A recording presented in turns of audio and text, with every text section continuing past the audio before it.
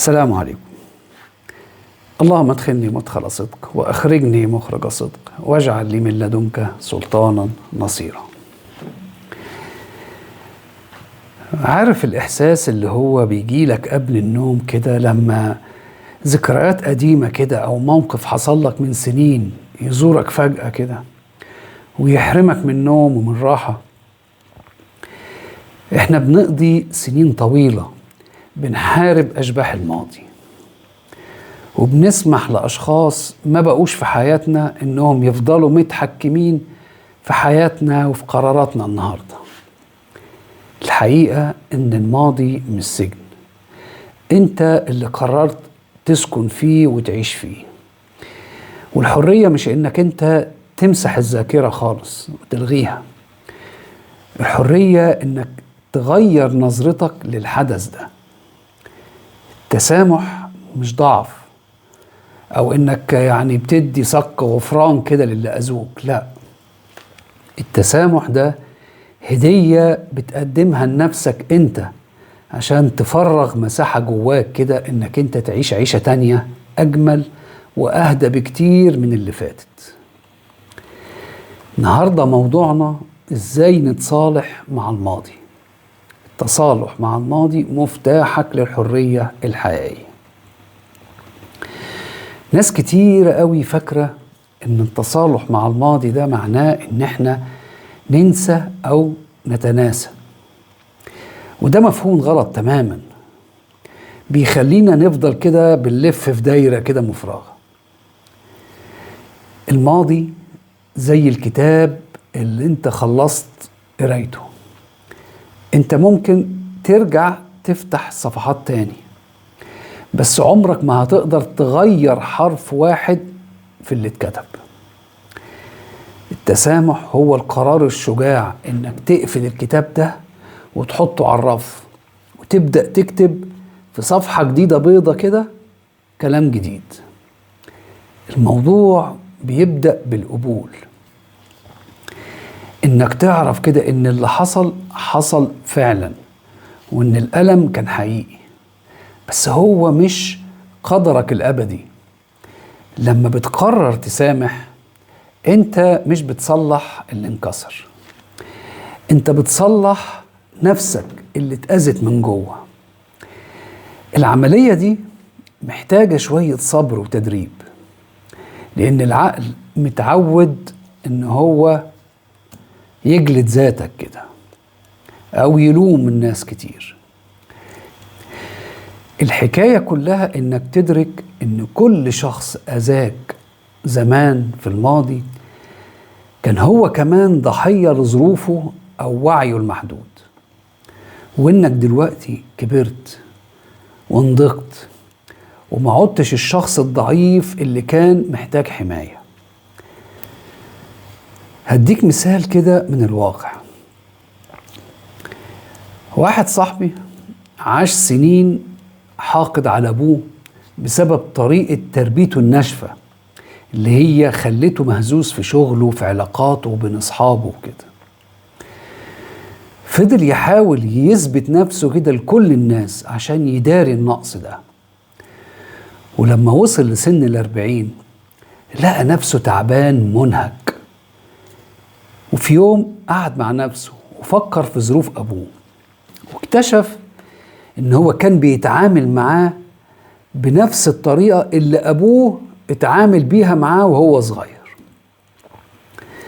لما قرر يسامحه، مش عشان يرضيه، لا، عشان يفك التعلق المرضي ده، حياته اتغيرت وبقى إنسان تاني خالص واثق في نفسه، وبطل يلوم حد على إخفاقاته وابتدى يركز في بكرة. تأثير إنك تتصالح مع الماضي ده على أرض الواقع تأثيره إيه؟ أول حاجة راحة البال والنوم الهادي. لما بتقرر كده تسامح بجد، انت بتشيل حمل تقيل انت كنت شايله على قلبك سنين، وده بيخلي عقلك يهدى كده قبل النوم. مفيش أفكار اقتحامية بتجيلك، ولا غضب مكتوم بيطلع في شكل أرق أو وجع جسماني. بتقدر تنام وانت حاسس بسلام داخلي كده لأول مرة من زمان، كأنك شلت كده حمل على صدرك. جسمك بيرتاح وأعصابك بتهدى، وده بيسمح لك انك تصحى الصبح كده بنشاط وبتركيز عالي. تلاقي نفسك مستعد كده تستقبل يومك بطاقة إيجابية بعيد عن أشباح الماضي اللي كانت بتسرق راحتك.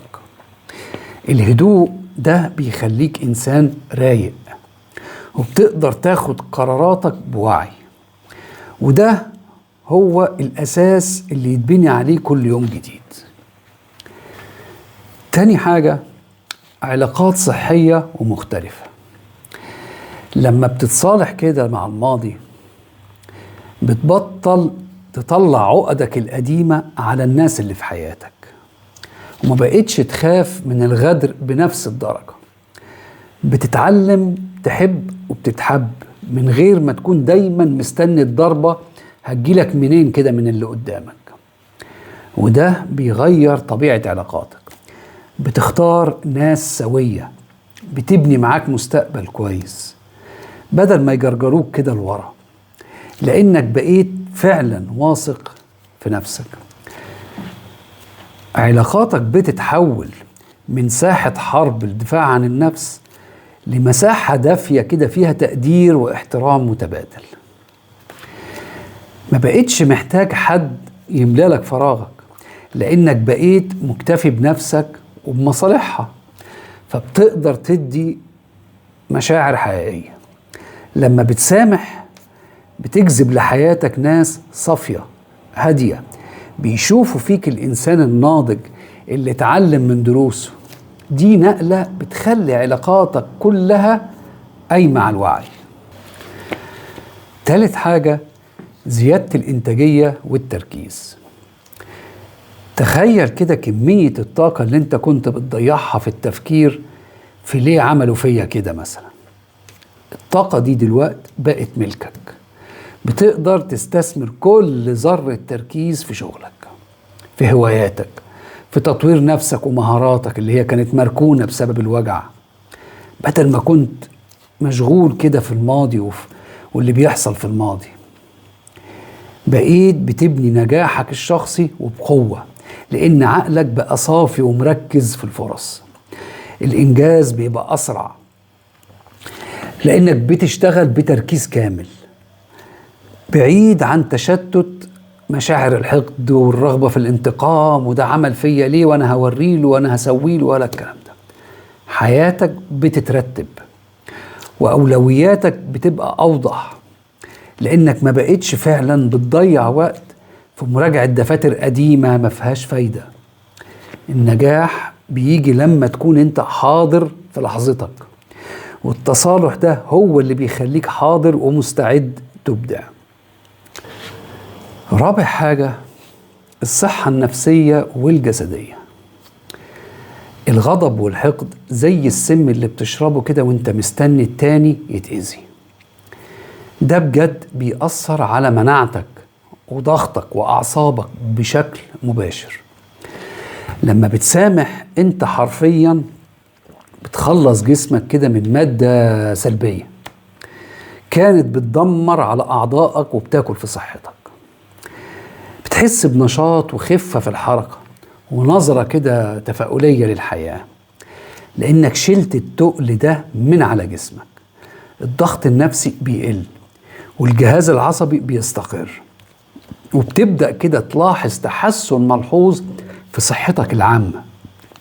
دقات قلبك بتنتظم، مشاكل التوتر اللي كانت مرتبطة كده بزعلك بتقل تدريجيا، لأن جسمك ما بقاش في حالة تأهب للقتال. التصالح بيخلي عندك مناعة نفسية قوية، بتخليك مرن، والعقل السليم بيساعد جسمك إن هو يشفى. خامس حاجة، اكتشاف الذات الحقيقية. طول ما انت مشغول بالماضي انت عايش بشخصية الضحية، ولما بتتحرر بتبقى خلاص تبدأ بقى تشوف مين انت فعلا بعيد عن الألم بتاعك. بتكتشف مواهب جديدة وطموحات كانت مدفونة تحت ركام الزعل واللوم، وبترجع تشوف العالم بألوان تانية خالص غير اللون الرمادي. التصالح بيخليك تتصالح مع نفسك، بتعرف نقط ضعفك وبتبدأ تحط أهداف حقيقية تناسب شخصيتك، مش أهداف جاية نتيجة رد فعل. بتبدأ تسأل نفسك طب أنا بحب إيه؟ بدل ما كنت عايش عشان تثبت للناس إنهم غلطوا في حقك. دي رحلة اكتشاف بتغير نظرتك لكل حاجة، لأنك بتشيل كده العدسات اللي كان الماضي حاططها لك كده على عينك. بتكتشف إنك شجاع وإنك مش نسخة كده من وجعك القديم. ده وعي بيغير مسار حياتك بالكامل. نصيحتي ليك، اعترف بوجعك وما تحاولش تداري مشاعرك أو تعمل فيها بطل كده. تاني حاجة، اكتب كل اللي مضايقك في ورقة وبعدين اتخلص منها بعد كده. تالت حاجة، افهم ان الناس بتغلط زي ما انت كمان اكيد غلط. رابع حاجة، ركز على اللحظة اللي انت فيها دلوقتي، فدي الحاجة الوحيدة اللي هي في ايدك واللي انت عارفها. خامس حاجة، ابعد عن اي شخص او مكان بيفكرك بالذكريات الوحشة دي. سادس حاجة، سامح نفسك اولا على اي قرار غلط خدته في الماضي. اطلب المساعدة من متخصص لو حسيت ان الوجع اكبر منك. مارس الامتنان كده للحاجات الحلوة اللي في حياتك كل يوم. تاسع حاجة، اتعلم الدرس وخد الفايدة كده وسيب الألم ورا ظهرك خالص. عاشر حاجة وآخر حاجة، عيش حياتك كأنك بتبدأ من النهاردة، بلاش تبص لورا. في النهاية، رحلة التصالح مع الماضي مش سباق، هي مشوار طويل ومحتاج طولة بال. مفيش حد بيوصل لقمة السلام النفسي كده بين يوم وليلة، ومفيش حد ما عندوش جروح قديمة بيحاول يداويها، كله زي بعض. الأهم إنك أنت أخدت القرار، إنك بطلت تغطي كده عينك عن الحقيقة وقررت تواجه نفسك بصدق. كل مرة هتلاقي فيها نفسك رجعت تفكر كده في اللي فات، فكر نفسك إنك دلوقتي شخص أقوى، وإن عندك حياة تستحق إنك أنت تعيشها بكامل طاقتك وفرحتك. خليك حنين على قلبك اللي اتحمل كتير، وما تجلدش ذاتك وما تجلدش نفسك كده لو استرجعت الذكريات تاني الأليمة. قوم كمل، الرحلة فعلا تستاهل.